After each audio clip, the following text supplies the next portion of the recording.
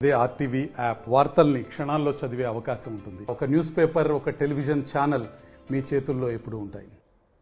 వాళ్ళు ఈ రాష్ట్రంలో ఎంత పెద్ద ఎత్తున భారతీయ జనతా పార్టీ 8 మంది శాసనసభ్యులను ముగ్గురు పార్లమెంట్ సభ్యుల్ని గెలిచిందంటే ఇది రాష్ట్రంలో ఉన్నటువంటి ప్రతి బీజేపీ కార్యకర్తల యొక్క కష్టం ఫలితంగా మాత్రమే ఇది సాధ్యమైంది అనేటువంటి విషయాన్ని మనంతా కూడా గుర్తించాలి. ఏదైతే చక్కటి సమన్వయంతో పనిచేసి తెలుగుదేశం పార్టీ కార్యకర్తలు కానీ జనసేన పార్టీ కార్యకర్తలు నాయకులు కానీ గతంలో ఏ ఎన్నికల్లో మిత్రపక్షంగా ఉన్నటువంటి సందర్భంలో గతంలో ఎప్పుడూ లేనటువంటి సమన్వయంతో చక్కగా పనిచేసినటువంటి కారణంగా ఈ మాత్రం ఫలితం ఇంత పెద్ద ఎత్తున ఈ రాష్ట్రంలో వచ్చింది అనేటువంటి విషయాన్ని మనమంతా కూడా గుర్తుపెట్టుకో.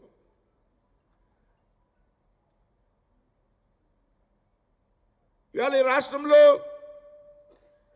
8 మంది శాసనసభ్యులు భారతీయ జనతా పార్టీకి, 3 పార్లమెంటు సభ్యులు, ఒక కేంద్ర మంత్రి, ఒక రాష్ట్ర మంత్రి.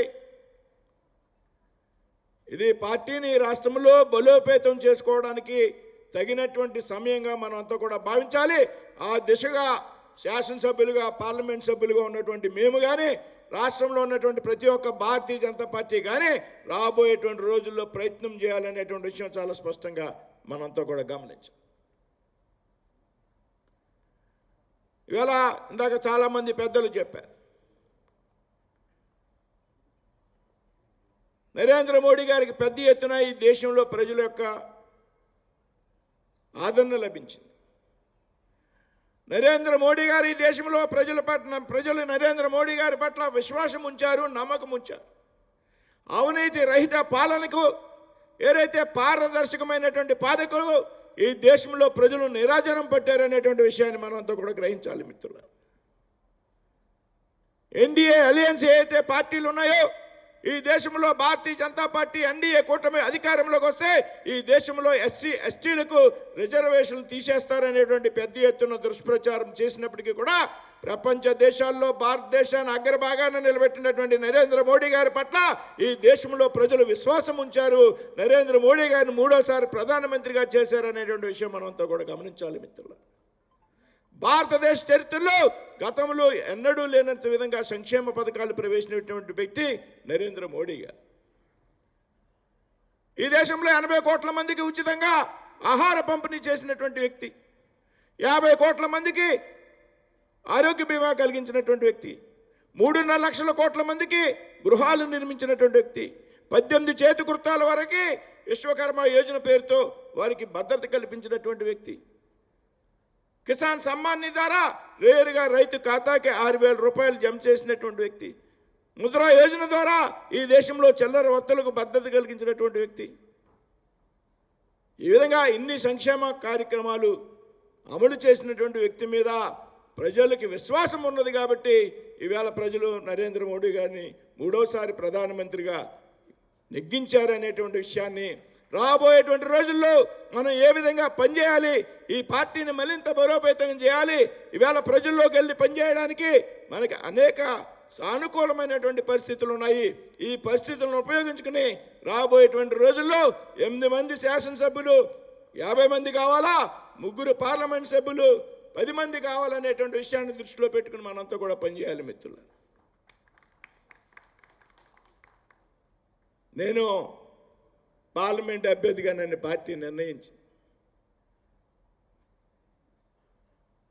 పార్లమెంట్ అభ్యర్థిగా నన్ను పార్టీ నిర్ణయిస్తే భారతీయ జనతా పార్టీలో కార్యకర్తకు ఉన్నటువంటి విషయం గురించి నేను ఇది మాట్లాడుతూ ఉన్నా. భారతీయ జనతా పార్టీ కార్యకర్త ఆధారిత పార్టీ. కార్యకర్తల ఆధారంగా భారతీయ జనతా పార్టీ పనిచేస్తుంది అనేటువంటి విషయం మనందరికీ కూడా తెలుసు. నాకు పార్టీ అవకాశం ఇచ్చింది రాష్ట్ర పార్టీ. పురంధేశ్వరి గారు కానీ, మధుకర్జీ కానీ, వేదిక మీద ఉన్నటువంటి అనేక మిత్రులు కానీ, కేంద్ర నాయకత్వం కానీ భారతీయ జనతా పార్టీ కోసం నిరంతరం పనిచేసేటువంటి కార్యకర్తల్ని మనం గుర్తించాలి అనేటువంటి దానిలో భాగంగా శ్రీనివాస్ వర్మకు అవకాశం ఇచ్చింది. ఇది రాష్ట్రంలో భారతీయ జనతా పార్టీ కార్యకర్తలందరికీ దక్కినటువంటి గౌరవంగా మీరంతా కూడా భావించాలి. సత్యకుమార్ గారికి కానీ, వేదిక మీద ఉన్నటువంటి ఇతర పెద్దలు కానీ, రాజకీయాల్లో కొత్త పాత కలిసి పనిచేయాలి. కొత్తగా వచ్చినటువంటి వ్యక్తులను ప్రోత్సహించాలి. ప్రజాభిమానం ఉన్నటువంటి వ్యక్తుల్ని కొత్తగా వచ్చిన వారైనప్పటికీ ప్రోత్సహించాలి. నాయకత్వ బాధ్యతలు అప్పచెప్పాలి. ఈ క్రమంలో మేమంతా కార్యకర్తల తరపున పెద్దలు చాలామంది అడిగాం, కొత్తగా వచ్చిన వారిని ప్రోత్సహించండి, వారికి అవకాశాలు ఇవ్వండి.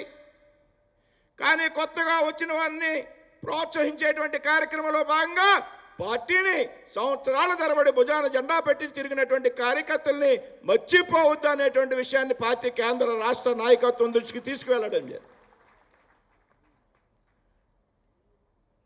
సామాన్య కార్యకర్తల్ని, పార్టీ కోసం నిరంతరం పనిచేసేటువంటి కార్యకర్తలకు ప్రజాప్రతినిధులుగా ఎన్నికయ్యేటువంటి అవకాశం కల్పించండి అని నాయకులను అడగడం జరిగింది. అందులో భాగంగా రాష్ట్ర నాయకత్వం, కేంద్ర నాయకత్వం అవకాశం కల్పించడం జరిగింది. అంతే పెద్ద ఎత్తున దుష్ప్రచారం ప్రారంభమైంది. అనేక మంది వ్యక్తులు నర్సాపురం పార్లమెంట్ సీటు మీద కొన్నేశారు కాబట్టి శ్రీనివాస్ వర్మ పార్లమెంట్ సభ్యుడిగా ఎన్నికైతే చాలా సంవత్సరాల పాటు ఆ సీటు ఖాళీ కాదు, భవిష్యత్తులో ఎట్టి పరిస్థితుల్లో శ్రీనివాస్ వర్మ అభ్యర్థిత్వాన్ని వ్యతిరేకించాలి, శ్రీనివాస్ వర్మను ఎంపీ కాకుండా ప్రయత్నం చేయాలి అని అనేక మంది శక్తులు ప్రయత్నం చేయడం జరిగింది. ఏంటి కారణం అంటే శ్రీనివాస్ వర్మ దగ్గర డబ్బు లేదు అన్నారు. డబ్బు అంటే 100 కోట్లు లేదన్నారు. 100 కోట్లు కావాలంట రాష్ట్ర పార్లమెంటు సభ్యుడు కావాలంటే. కానీ 100 కోట్లు కాదు, 1000 కోట్లు బలమున్నటువంటి కార్యకర్తల సమూహం ఉంది, పోరాట ఉద్యమం ఉంది మా దగ్గర, మేము గెలిచి తీరుతామనేటువంటి విషయాన్ని మన రాష్ట్ర కేంద్ర పార్టీకి చెప్పడం జరిగింది. కేంద్ర పార్టీ కానీ రాష్ట్ర పార్టీ కానీ ఎటువంటి ఒత్తిడులకు లెంగకుండా శ్రీనివాస్ వర్మే మా అభ్యర్థి, శ్రీనివాస్ వర్మే మా అభ్యర్థి అని 10 సార్లు ప్రకటించడం ద్వారా పార్టీ కార్యకర్తలకు ఒక మనోధైర్యాన్ని ఇచ్చినటువంటి పరిస్థితి మనంతా కూడా గమనించాలి. నేను నామినేషన్ వేసిన రోజునే 1,00,000 ఓట్ల మెజార్టీతో గెలుస్తాననేటువంటి విషయం తేలిపోయింది ఆ పార్లమెంట్లో. రాష్ట్రంలో ఎన్నికల ముందు జరిగినటువంటి సర్వేల్లో కానీ, ఎన్నికల తర్వాత వచ్చినటువంటి ఎగ్జిట్ పోస్టులో కానీ ఏ ఒక్క సర్వేలో కూడా నర్సాపురంలో భారతీయ జనతా పార్టీ తప్ప ఏ పార్టీ ఏ వ్యక్తి గెలవరనేటువంటి సర్వేలు రావడం జరిగింది మిత్రులారా. ఇది రాష్ట్రంలో కార్యకర్తలకు భారతీయ జనతా పార్టీ కల్పించినటువంటి ఒక ఆత్మస్థైర్యం. రాష్ట్రంలో అనేక సంవత్సరాలుగా పనిచేస్తున్నటువంటి భారతీయ జనతా పార్టీ కార్యకర్తలకి రాబోయేటువంటి రోజుల్లో మనం కూడా శాసనసభ్యులుగా ఎన్నికవుతాం, పార్లమెంట్ సభ్యులుగా ఎన్నికవుతాం అనే ఒక నమ్మకాన్ని కలిగించడానికి నర్సాపూర్ పార్లమెంట్ ఒక ఉదాహరణ అని మీ అందరికీ చెప్తా ఉన్నాను మిత్రులారా. పార్టీ కోసం కష్టపడి పనిచేయాలా. మనెవరూ కూడా పదవుల కోసం ఈ పార్టీలో చేరలే. 30 సంవత్సరాల క్రితం ఈ పార్టీలో చేరినప్పుడు భారతీయ జనతా పార్టీకి కేంద్రంలో 2 సీట్లు ఇందాక సత్య గారు చెప్పారు. ఒకటి గుజరాత్ నుంచి, ఒకటి ఆంధ్రప్రదేశ్ హనుమకొండ నుంచి. ఒక సిద్ధాంతం కోసం చేరాం, దేశం కోసం చేరాం.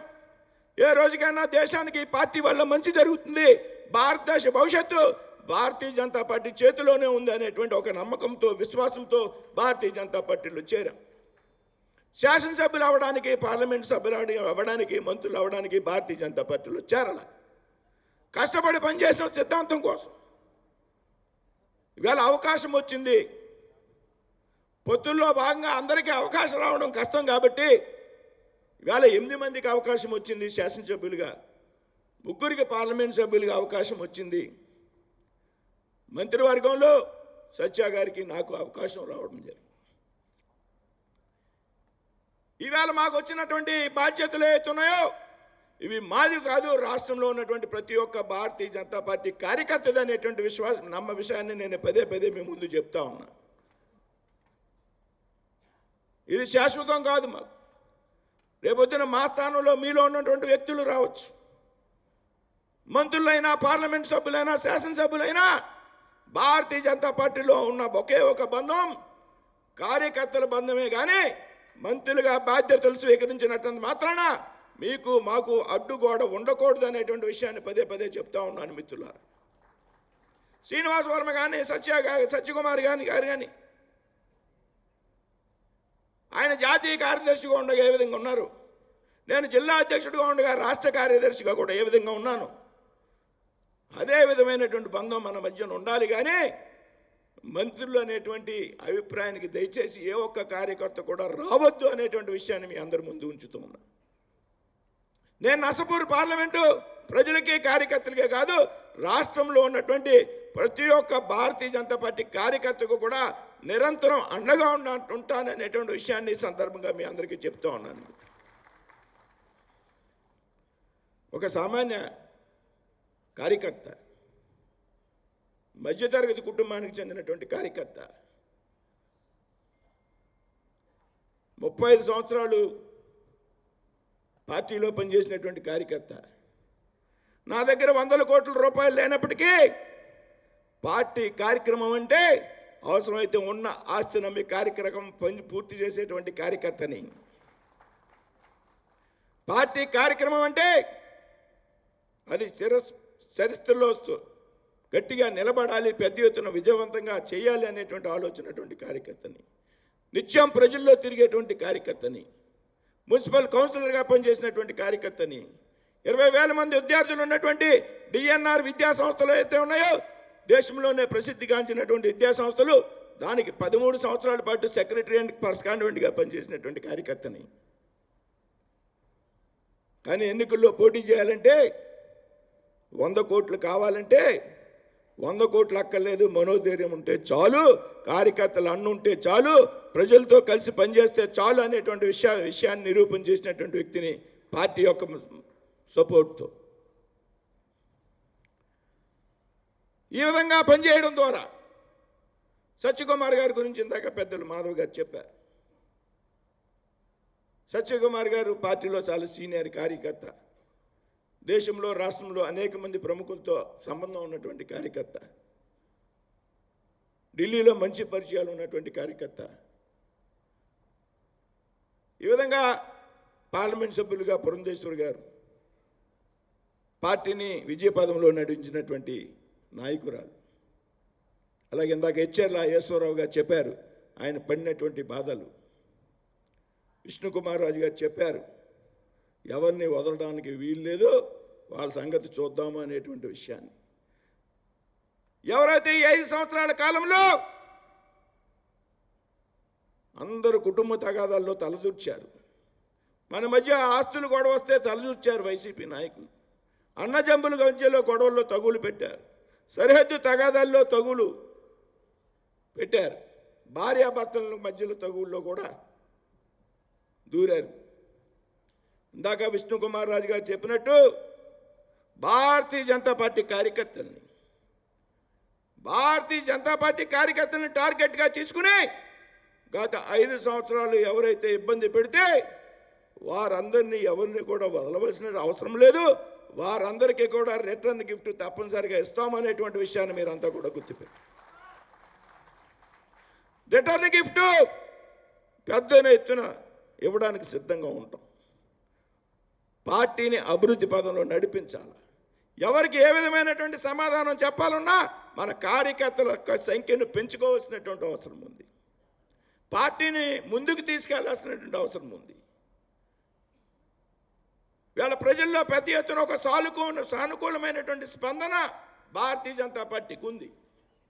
మనంతా కూడా ఫీల్డ్లో తిరిగి పనిచేయాలి, మన బలం పెంచుకోవాలా, రాబోయే కాలంలో మన ప్రజాప్రతినిధుల యొక్క సంఖ్య పెరగాల. ఈ విధంగా కూడా రాబోయే రోజుల్లో మనంతా కూడా పనిచేయాలి.